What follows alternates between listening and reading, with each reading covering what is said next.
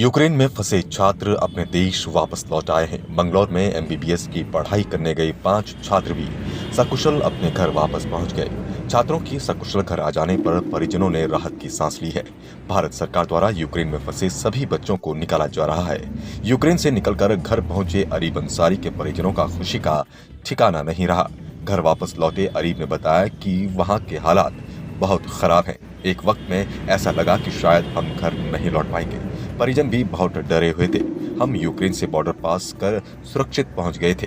उसके बाद भारत सरकार ने हमें अपने वतन वापस लेकर आए। घर पहुंचकर परिजन बहुत खुश हुए।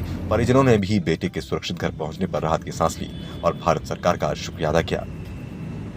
माहौल तो डर का है। सभी जानते हैं युद्ध में पैनिक फैलता है, डर फैलता है, लेकिन हिम्मत से काम लेने चाहिए सबको, सब बच्चों को जो भी फंसे हैं उनको भी। और हम निकले हैं, हम लोगों ने भी हिम्मत से काम लिया। हम लोग अपना बस की व्यवस्था की। इंडियन एम्बेसी को हम लोगों ने लोकेशन भेजी। जब हम लोग निकले उसके बाद हम लोग हंगरी बॉर्डर तक की बस की। वहाँ पे हम लोग रेलवे स्टेशन पे पहुँचे। उसके बाद हम लोगों ने वहाँ से वीज़ा लग के हमें इमिग्रेशन होके हम लोग ट्रेन मिली। ट्रेन ने हम लोग को हंगरी पहुँचाया। शहर का नाम था जोहानी। फिर जोहानी से हम लोग को इंडियन गवर्नमेंट की तरफ से ट्रेन एक स्पेशल चलाई गई थी जो सिर्फ फॉरेनर्स के लिए थी कि इन लोगों को एकोमोडेशन प्रोवाइड किया जाए हंगरी की कैपिटल में। तो हम लोग उस ट्रेन से कैपिटल में पहुँचे। वहाँ पे हम लोग को एक होटल मिला। खाने वाने की सब व्यवस्था हम लोग को वहाँ प्रोवाइड की गई।